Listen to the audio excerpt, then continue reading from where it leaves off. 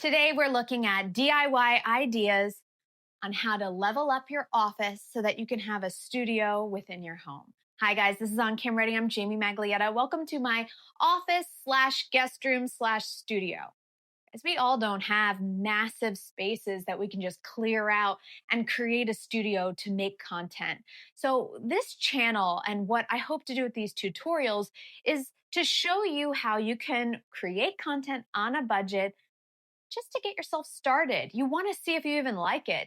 Or it's really just to show up in these spaces like YouTube, Instagram, TikTok, wherever, just to have a presence there and be an expert offering advice or a DIYer who's sharing hobby and tips and tricks. Whatever your concept is, whatever your niche is, you want to be able to share your content easily. I don't want you to ever feel like you can't start because of financial limitations. I am recording this on my iPhone 16 and I have a basic $16 tripod. Yes, I have a mic and I have some lights, but everything I use is consumer products that you can order on Amazon. There's a link in the description. If you're liking the way this video is going, the flow of what I'm offering, do subscribe to this channel because I'll be having weekly tutorials on different types of equipment, why you need certain mics over others. And I'll also be sharing tips on how to become more confident on camera by thinking like a producer. I'm doing all this while I build a course. I have a course coming out, and you can actually join the waitlist for that course on my website, oncamready.com. It's called On Cam Ready Essentials. It's a boot camp that's coming out. So I am cranking out content, and most of it is shot, if not all, on my computer or my cell phone. So let's get going. Okay, to get things started, I just want to give you one tip. It's something I do when I'm recording content. I'm not someone who tends to record with a selfie stick. Right now, I'm using a tripod that has adjustable legs. I'll show you that in a second. But what I always use is my iWatch. So I will use my Apple Watch to actually screen my videos and photos so you can see on your watch your video or your photo, the image you're going to shoot before you even shoot it. And you can take your time when recording by having this monitor essentially on your wrist. Yeah, I'm thinking about buying one of those $100 monitors for my cell phone, but I'm taking my time with those purchases. And if you're like me and you're trying to be as frugal as possible and save money where you can, you're going to use that iWatch if you have it. So that's what I use. And right now I can even look at my watch to see how I'm framing and adjust. And that's what I love about it. Okay, so here's some of my equipment. Oh, wait, before I do that, let's just take a look at the space. So I have a small bedroom that was a pull-out couch bedroom. We converted this queen size bed into a pull-out couch during COVID so that I could have a desk in here and make it an office. I've rearranged the room quite a bit before I start recording my course. I brought in, where is it? I brought in internet direct to this room because Wi-Fi was becoming a little troublesome in this room. So that didn't cost anything. This is actually an old computer monitor that I've made into a TV. So we're going to put that on the wall here so I can at least see what's going on. I watch news on streaming, not cable. And then we are starting to add like some faux plants. I ordered end tables, so that's an expense. I would say the set cost about $200. These are old lamps that I had in our shed, not a shed, like a storage room, and they're cracked. So I'm just rolling the crack to the back so I can make use of these lamps. This sign I also bought on Amazon. It is a neon custom sign, probably cost me around 50 bucks at the time. However, right now, these signs are real expensive. That's probably about, you could probably spend $200 to $400 on a custom neon sign right now.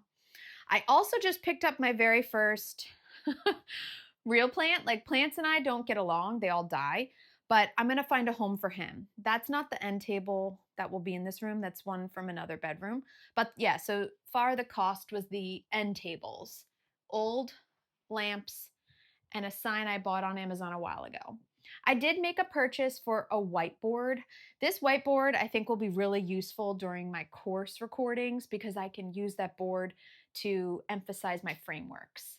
Another purchase I did just make, here, let me go around this way, is this standing mic.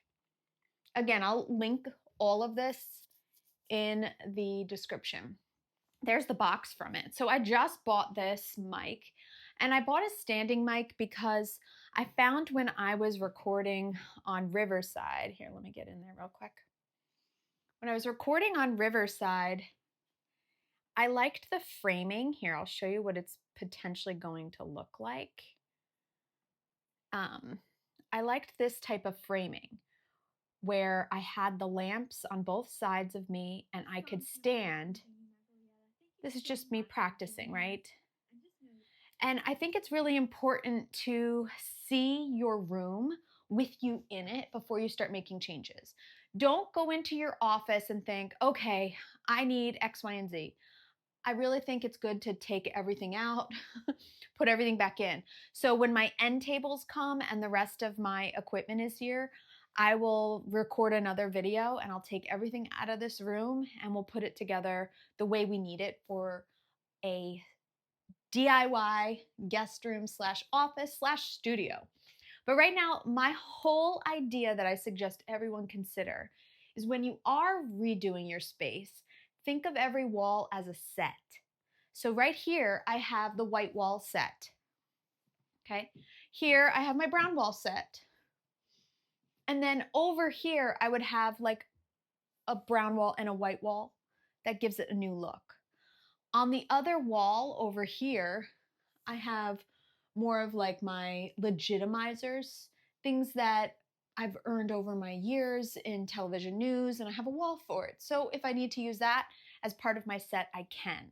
So you may want to think of every wall within your room as a set and maybe put some wallpaper up or paint like I did. Painting is cheap. You could do that real cheap.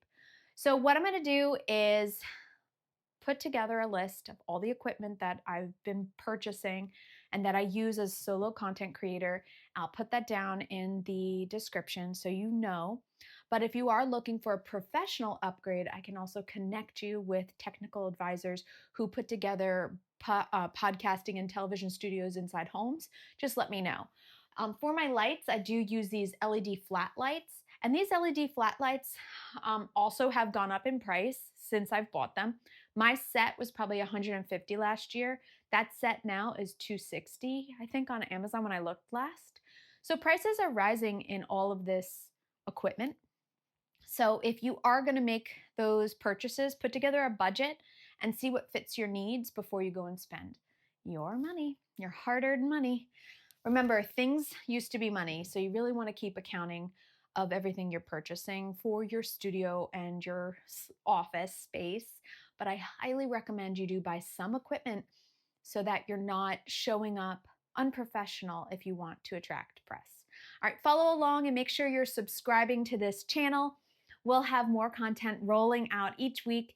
In addition to the podcast, Satvo, which really looks at YouTube podcasts and what it takes to produce a show like that so you can start thinking long form content. YouTube shows as well as podcasts are starting to merge, guys. So take a listen to that podcast. You can also watch it on YouTube and get some ideas for your own long form content.